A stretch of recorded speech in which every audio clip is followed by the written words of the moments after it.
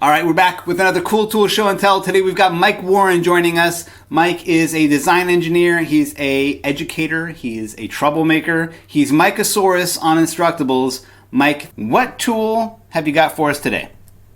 This is just a Wen, kind of a brand X rather than a Dremel. But one of the things I do like about these rotary tools, and this actually is a Dremel, is these quick change cutting heads.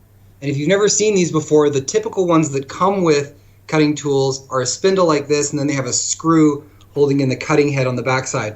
But these ones have a cam release here, and I'll see if I can do it really quick for you. And you can actually just pull out and change up your cutting head. I say quick release as it takes me a moment here to do it. There we go.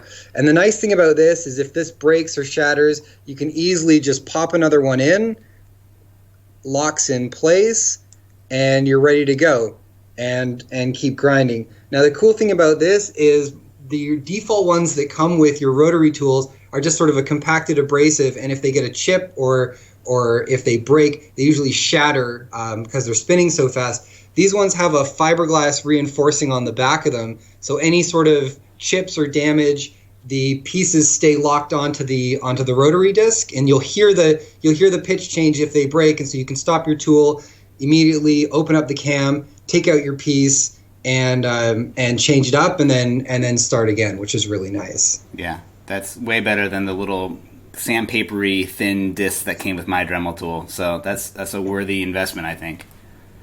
And a pack of this would probably run you, I'd say, $15 to $20. They come usually in a pack of 4. This brand is Dremel, so I think they might be the only ones that make it. But they'll fit into any collet of any rotary tool you've got. Sweet. That's a great tip. All right, Mike, you've got a few books out too. Talk to me about your books. Yeah, I've got 2 books that came out this year. I've got Dude Crafts, which is sort of a bad idea meets maker meets mad science workshop. So you've got pranks, you've got useful life hacks, you've got gag sort of makery stuff.